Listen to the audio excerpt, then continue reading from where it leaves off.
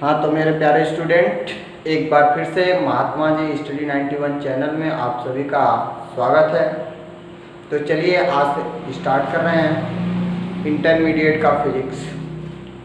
चल रहा था टॉपिक विद्युत विभव, जिसमें हम लोग पार्ट 1 में विद्युत विभव के बारे में और उसके विद्युत विभव की जो गणना था बिंदु आवेश के कारण सभी का डेरिवेशन कर चुके थे। आज के टॉपिक में विद्युत द्विध्रुव के कारण वैद्युत विभव की गणना करना। तो देखिएगा, विद्युत द्विध्रुव के कारण जो वैद्युत विभव की गणना करना है वो हम लोग 3 स्थितियों पे ज्ञात कर सकते हैं। इससे पहले जो फर्स्ट लेसन वाला टॉपिक था चल रहा था, तो उसमें आप लोग वैद्युत द्विध्रुव के कारण वैद्युत क्षेत्र की तीव्रता की गणना किए थे। तो वहाँ पे अक्षीय स्थिति, निरक्षीय स्थिति और किसी भी बिंदु पर यानी व्यापक बिंदु पर गणना किए थे। तो सेम प्रोसेस वैद्युत द्विध्रुव के कारण विद्युत विभव की गणना करनी है। तो 3 स्थितियाँ हैं, अक्षीय स्थिति या अनुदैर्ध्य स्थिति, दूसरा निरक्षीय स्थिति या लंबवत स्थिति, तीसरा व्यापक बिंदु पर या किसी भी बिंदु पर। तो स्टार्ट करते हैं। नंबर पहला रहेगा अक्षीय स्थिति, इसी को अनुदैर्ध्य स्थिति भी बोलते हैं, याद रखेंगे। अक्षीय स्थिति ऑन इन पोजीशन। तो वैद्युत द्विध्रुव, सबसे पहले हम लोग एक वैद्युत द्विध्रुव बना लेते हैं।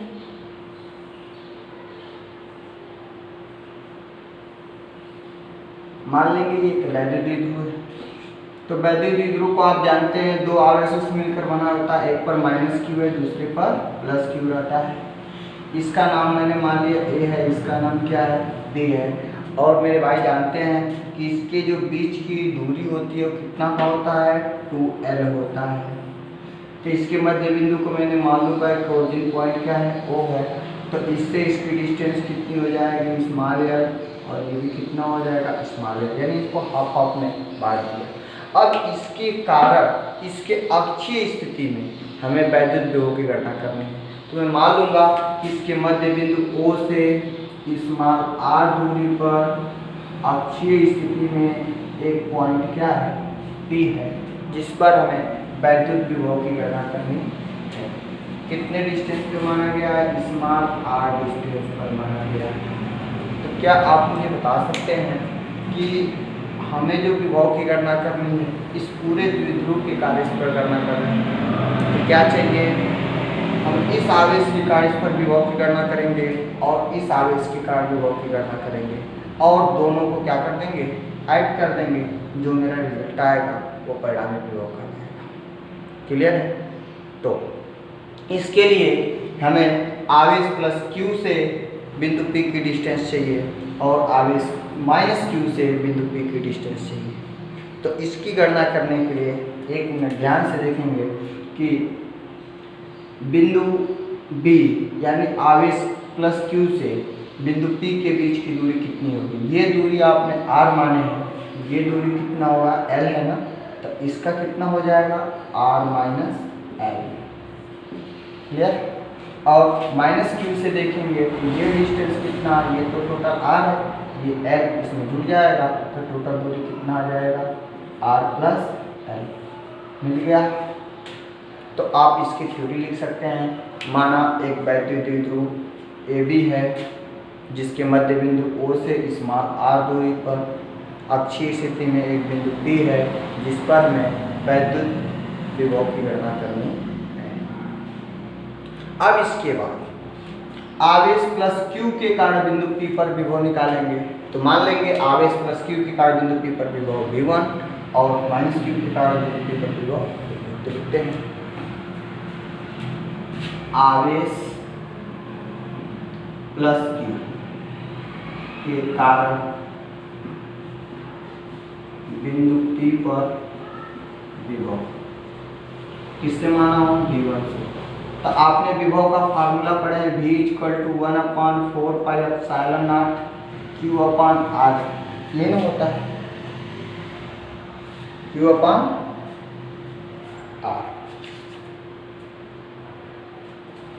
तो अब यहाँ से बताइएगा कि इस r की वैल्यू हम लोग क्या रखेंगे, प्लस क्यू के कारण निकाला जाए तो कितना है r माइनस एल, तो क्या हो जाएगा 1/4 pi epsilon naught q, plus है तो प्लस लिख लेंगे, अपॉन कितना लिखेंगे r minus l is equal to, इसको सॉल्व कर लेंगे 1/4 pi epsilon naught q upon r minus l, equation number 1। अब इसके बाद यहाँ से इसी प्रकार आवेश माइनस क्यू के कारण बिंदु P पर विभव कितना आएगा V2 मान लेते हैं, तो 1/4 pi epsilon not minus Q, चिन्ह सहित रखना है आवेश को, अपॉन r प्लस एल, तो सॉल्व करने कितना आएगा minus 1/4 pi epsilon naught q upon r plus l. अब बिंदु P पर परिणामी विभव निकालेंगे, बिंदु P पर परिणामी विभव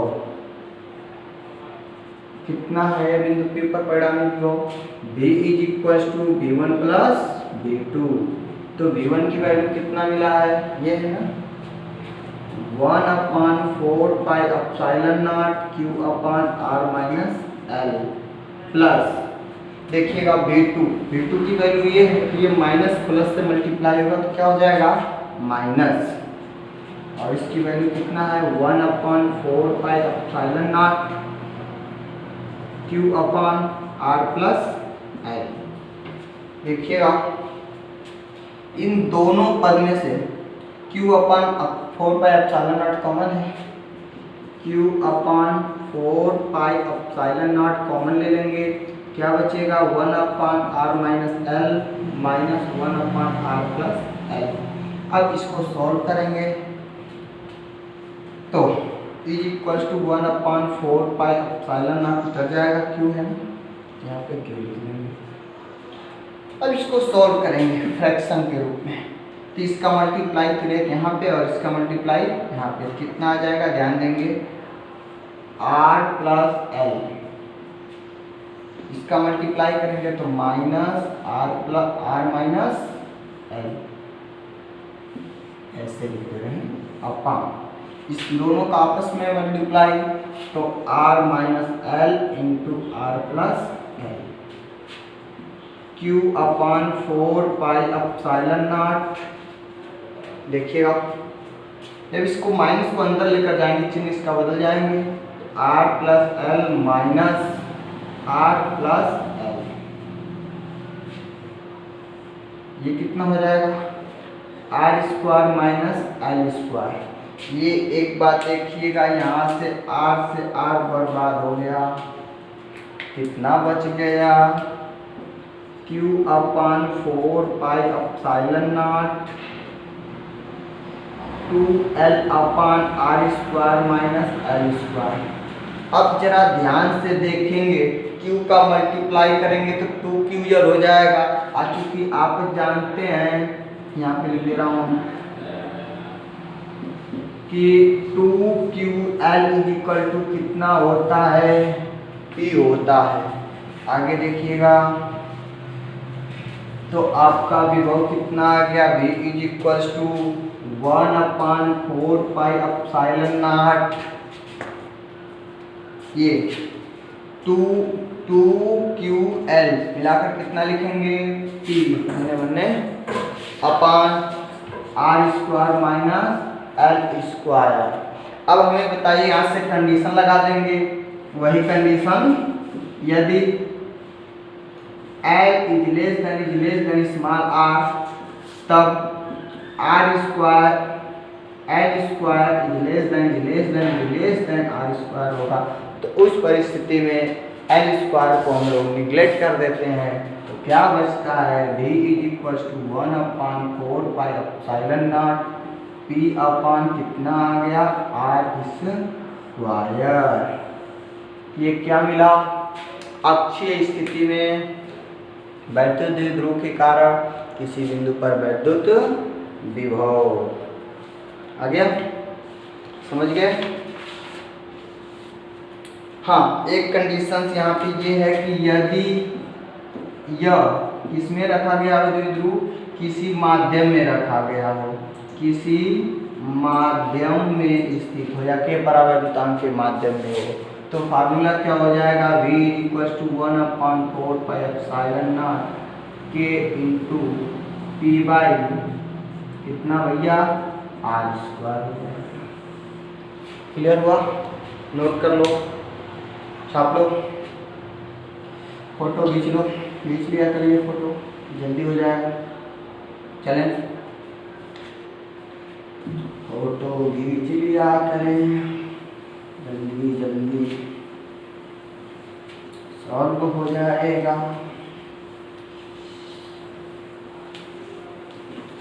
अब चलते हैं निरक्षीय स्थिति। अब अक्षी को समाप्त करते हैं, लाते हैं निरक्षीय स्थिति। निरक्षीय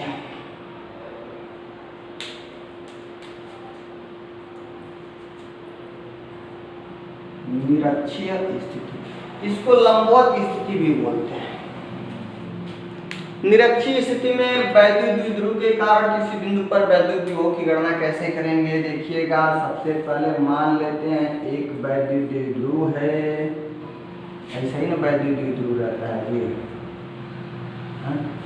ऐसा ही ना रहता है। देखिएगा, तो इस पर क्या लिखेंगे? -q आवेश ले लेंगे, इसको क्या ले लेंगे? +q आवेश।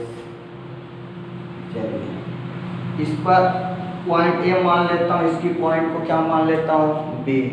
अब इसके मध्य बिंदु O से स्मॉल r दूरी पर किस पे? निरक्षीय स्थिति में, यानी इसके परपेंडिकुलर r दूरी पर एक पॉइंट का मान लिया B है, जिस पर हमें वैद्युत विभव की गणना करनी है।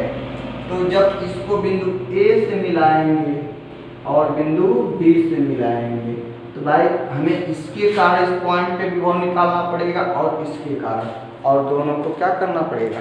ऐड करना पड़ेगा। तो एक बात ध्यान से देखेंगे, इसके बीच की डिस्टेंस कितना है? ये दूरी कितना मान्य हो जाएगी? L, और ये भी L हो जाएगा। तो अब ये बताइए, इसमें पाइथागोरस का प्रमेय लगा देंगे तो कितना आ जाएगा? R² + L², और इसका भी कितना निकल जाएगा? R² + L²। तो +q के कारण बिंदु P पर विभव लिखेंगे, +q के कारण बिंदु P पर विभव। ध्यान देंगे, मान लेंगे V1 है, तो 1/4πε0 q अपन कितना आ जाएगा? ये डिस्टेंस कितना? R² + L² अंडर रूट में। और इसी प्रकार -q के कारण बिंदु P पर विभव कितना होगा? V2 = 1/4πε0 q/√r² + L²। यहाँ पे माइनस आ जाएगा, तो इसको सोल्व करेंगे तो 1/4πε0 माइनस बाहर आ जाएगा ना, q/√r² + L²। अब बिंदु P पर परिणामी विभव, बिंदु P पर परिणामी विभव कितना आएगा? V = V1 + V2। V1 का मान कितना है? 1/4πε0 q/r² r² + L²। रेडी है? माइनस, देखिएगा ये माइनस है तो प्लस की जगह माइनस आ जाएगा। 1/4πε0 q/r² + L²।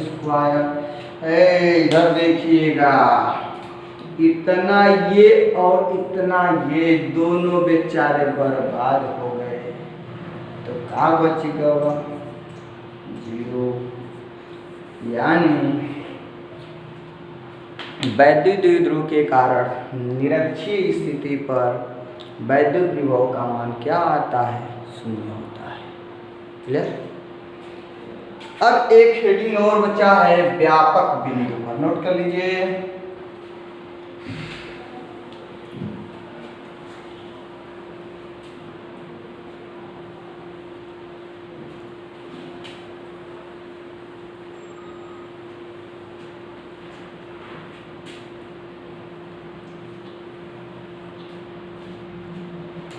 तीसरा नंबर पे है किसी भी बिंदु पर या व्यापक बिंदु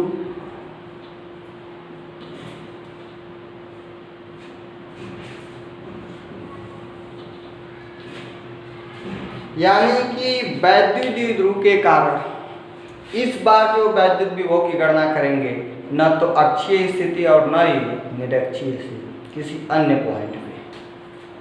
तो इसके लिए ध्यान से थोड़ा सा फिगर समझेंगे। मान लेंगे एक वैद्युत द्विध्रुव है,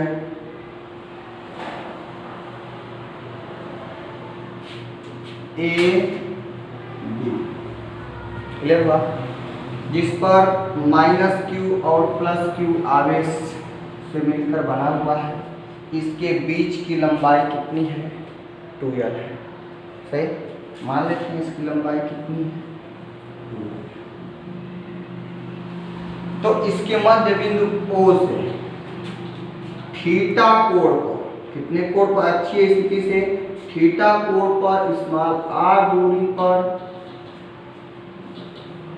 एक बिंदु P है, जिस पर हमें वैद्युत विभव की गणना करनी है। मान लेते हैं बिंदु P है। तो इस पर विभव की गणना करने के लिए हमें इसके कारण इस पॉइंट पर विभव निकालना पड़ेगा और इसके कारण इस पॉइंट पर विभव निकालना पड़ेगा, और बाद में इन दोनों को ऐड करेंगे जो बिंदु P पर परिणामी विभव मिलेगा। यही नहीं चाहिए।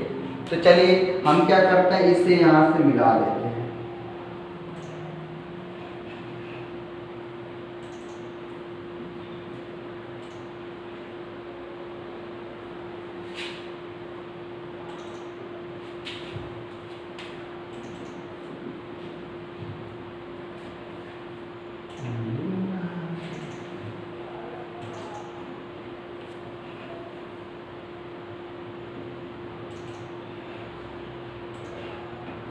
समझे? तो इसके कारण बिंदु P पर विभव की गणना करनी है।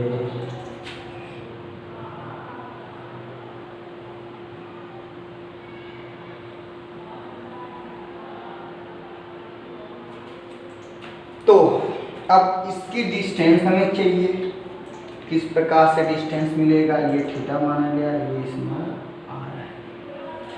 तो एक पॉइंट को मैं क्या करता हूँ, जो पॉइंट OP है इसे मैं थोड़ा आगे बढ़ाता हूँ और बिंदु B से इस रेखा OP पर एक क्या करते हैं, लंब डाल देते हैं, और बिंदु A से भी रेखा OP जो है इस पर एक क्या करते हैं, लंब डाल देते हैं।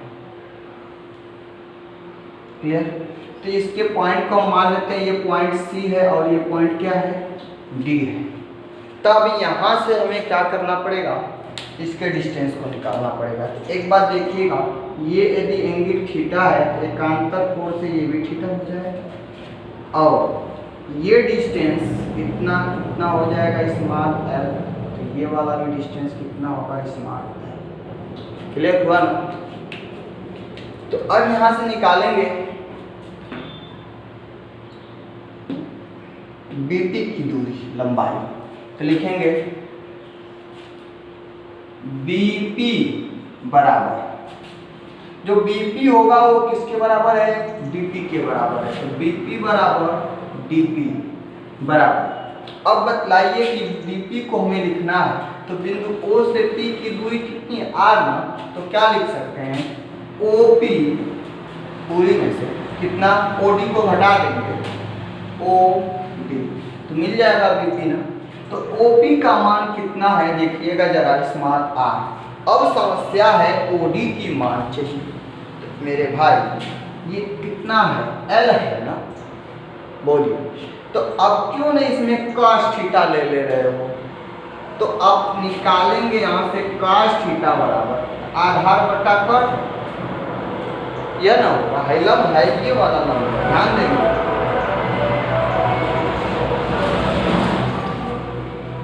कितना हो जाएगा, इसकी डिस्टेंस मैंने कितना हो गया OD, ध्यान समझिएगा। अपन कितना हो जाएगा L, राइट। तो ये कितना हो जाएगा, implies that OD is equal to L cos theta निकल जाएगा। इसकी वैल्यू कितना आ गया भैया, ये वाला L cos थीटा। से वही प्रोसेस देखेंगे, ये वाला भी कितना आ जाएगा L cos थीटा, समझ गए। आगे देखिएगा R माइनस क्या हो जाएगा L cos थीटा। इसी प्रकार अब ये जो AP है वो CP के बराबर होगा, तो क्या लिखेंगे AP बराबर CP, और CP को क्या लिखेंगे OP plus OC, OP plus OC। चलिए बताइए OP का मान कितना है R, प्लस OC का मान L cos थीटा। क्या मिल गया, AP बराबर PC या चाहे CP, मिल गया दोनों वैल्यू। ये क्या था, BP is equal to DP। अब निकालेंगे प्लस Q के कारण बिंदु P पर विभव, लिखेंगे प्लस Q के कारण बिंदु P पर विभव कितना होगा, मान लेते हैं V1 बराबर, तो फार्मूला तो मालूम ही है 1/4 पाई एप्सिलॉन नॉट Q अपान R। R की जगह पे यही डिस्टेंस चाहिए ना, ये डिस्टेंस कितना है DP। अब DP का मान आप लोगों ने पाए हैं, अभी देखिएगा R minus L cos theta, ये ना है। तो समीकरण नंबर 1 इसी प्रकार लिखेंगे अब माइनस Q के कारण बिंदु P पर विभव, करेक्ट। तो अब कितना आ जाएगा, V2 is equal to 1/4 pi epsilon naught Q upon, अब इसके कारण निकाला जा रहा है कि डिस्टेंस कितना है AP ना, तो AP का मान कितना मिला है R plus L cos theta, R plus L cos theta, ये माइनस है ना, कितना आ जाएगा माइनस ही आ जाएगा, समीकरण नंबर 2। अब क्या लिखेंगे, बिंदु P पर परिणामी विभव, तो लिखिए बिंदु P पर परिणामी विभव V बराबर V1 प्लस V2, दिखाई दे रहा है ना। चलिए V1 का मान रखिए, एक बात देखिएगा आप 1/4 pi epsilon naught Q, 1/4 pi epsilon naught Q कॉमन मिल जाएगा, तो कितना आ जाएगा 1/4 पाई एप्सिलॉन नॉट या Q अपान को लिख लेते हैं, क्या बचेगा यहाँ से 1/r minus L cos theta, 1/r minus L cos theta. अब देखिएगा माइनस है तो यहाँ पे प्लस में माइनस से गुणा होगा, क्या होगा minus 1/r plus L cos theta.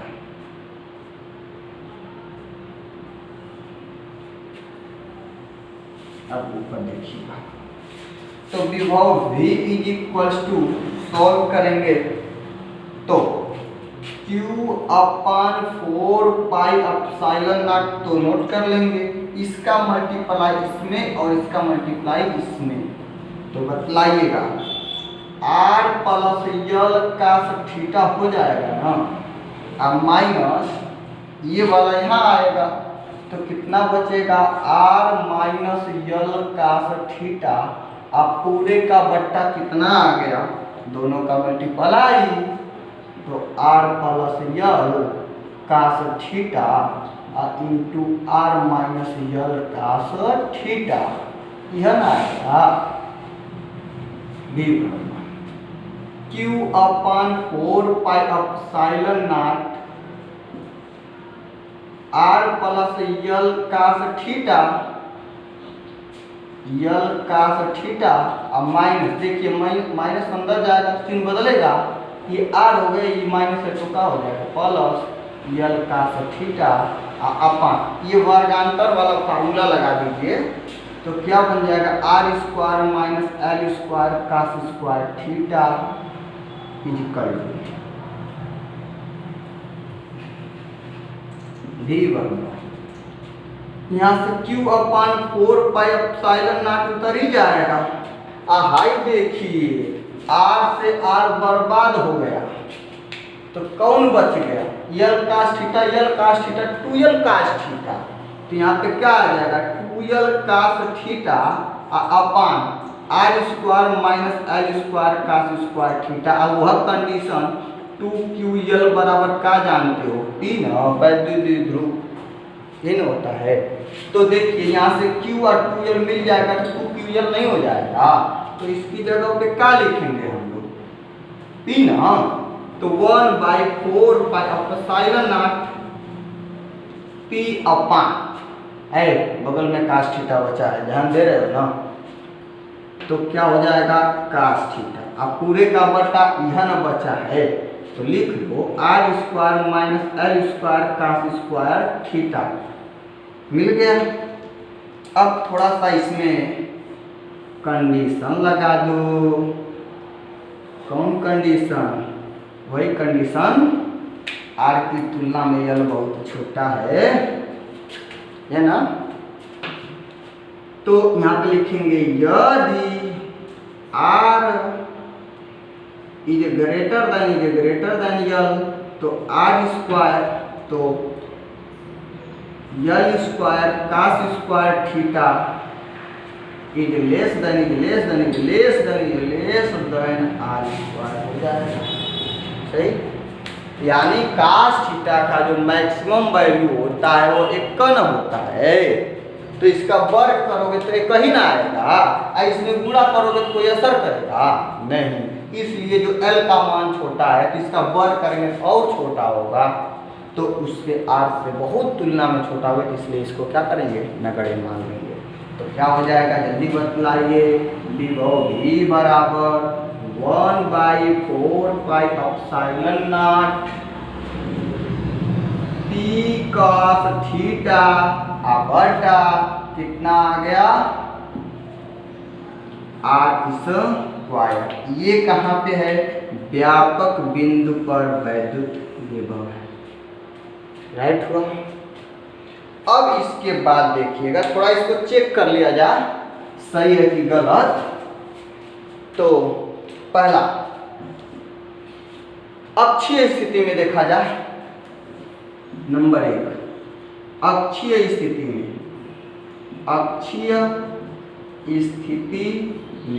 क्या जानते हो, अक्षीय स्थिति में थीटा का मान क्या होगा 0 ना, तो यहाँ पे cos 0 रखा जाएगा, तो cos 0 उसका मान क्या होता है 1, तो विभव कितना मिल गया, यहाँ से नकल मारो v बराबर 1/4 पाई एप्सिलॉन नॉट p अपन r स्क्वायर, का मतलब सही है फार्मूला। अच्छा दूसरा निकालिए निरक्षीय स्थिति में, निरक्षीय स्थिति में कितना आएगा भाई, v इज इक्वल्स टू, हाँ यहाँ पे थीटा का मान क्या मिलेगा 90 डिग्री, निरक्षीय लंबवत है ना, तो थीटा का मान 90 अंश, तो यहाँ पे 90 रखा जाएगा थीटा की जगह पे, तो कास 90 और कास 90 अंश का मान तो मालूम ही है क्या होता है 0, ई बेचारा हो जाएगा हीरो। क्लियर हुआ। तो आप देख लिए कि निरक्षीय स्थिति पर विभव 0 आएगा और अक्षीय स्थिति में 1/4 एप्सिलॉन नॉट p अपन r स्क्वायर, यानी ये फार्मूला हम लोगों का सही है। इस तरीके से ये टॉपिक समाप्त होता है और मिलते हैं अगले लेक्चर में। तब तक के लिए बने रहिए आप लोग मेरे साथ। बहुत अच्छा, थैंक्स यू सो मच।